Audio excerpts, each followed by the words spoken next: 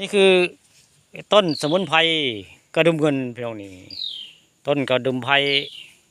อันนี่สิมาเว้าสรรพคุณเพิ่นได้นี่สรรพคุณของต้นกระดุมเงินสมุนไพรบ้านๆพี่น้องนี่อยู่บริเวณภูเขาบนม่วงคำตำบลนาตาลอำเภอเตางอยได้ผู้ค้าปานคำมาส้มวันนี้เอาสมุนไพรมาฝากพี่น้องเป็นไพรเขาเบิ่งแฟนเพจเบิ่งช่องปลาทองคำมาส้มกับวันนี้สิมาเว้าเรื่องสมุนไพรนี่คือเป็นต้นสมุนกระดุมเงินพี่น้องนี่มันไผเลือดล้มบัวดีพี่น้องไม่อยู่กรรมอยู่คำอันได้ไหมกับต้มมากินเด้อนี่แหละต้มการต้มใบเพื่อนได้ต้มกระดุมเงินนี่เป็นสมุนไพรบำรุงร่างกายพี่น้องนี่เรียกว่ามันไผจะเป็นวินเป็นเวียนเรียกว่าอันนี้ในเครือข่ายของพวกที่ผัวใหม่เมียใหม่ได้เดียวนั่นแหละได้เดียวใหม่นี่ตื่นมาจะมีการวินเวียนหนุกวูบอยากวาบไว้ง่ายนี่อย่าลืมนะพี่น้องนี่เอาต้นกระดุมเงินไปต้มกินนี่เป็นยาบำรุงเลือดอย่างดีได้พี่น้องนี่ไผอาจสีโบจักว่าต้นกระดุมเงินเป็นอะไรแบบนี้แหละนี่พระเจ้าปลูกไว้หลายนะหลานชายผู้ข้าปลูกไว้หลายต้นกระดุมเงินสมุนไพรบ้านนี่เอาไปต้มกินเด้อไปได้ลูกใหม่แม่อยู่คำอยู่ก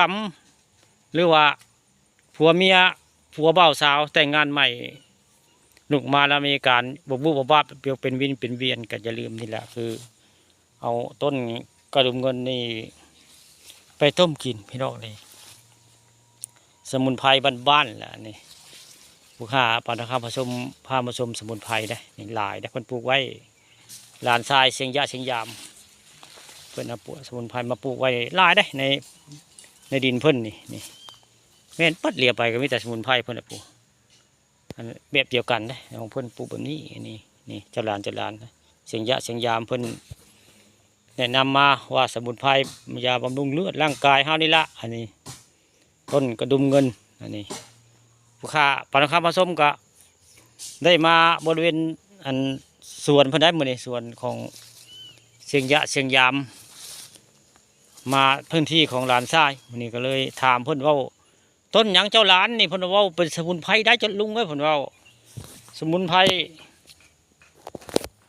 ต้นกระดุมเงินเพิ่นว่านี่เป็นยาบำรุงร่างกายหรือวันไพรเป็นหน้ามุดตาลายก็อย่าลืมเพิ่นว่านี่ละนี่สมุนไพรอย่างดีเพิ่นว่านี่จังได้มาบอกกล่าวเพื่อนผู้ติดตามผู้ใดเข้าเบิ่งช่องปลาทองคำผสมอย่าลืมเอาต้นนี่เด้อต้นสมุนไพรอันกระดุมเงินนี่ไปต้มกินนี่ต้มหากต้มใบก็ได้พี่น้องนี่ไปตั้งแห้งมาต้มกินได้มันจะเป็นสมุนไพรอย่างดีเลยล่ะนี่มันนี่ผู้ค้าปลาทองคำผสมมาบริเวณสวนเพื่อได้มันนี่สวนเชียงยะเชียงยามอยู่นาโซ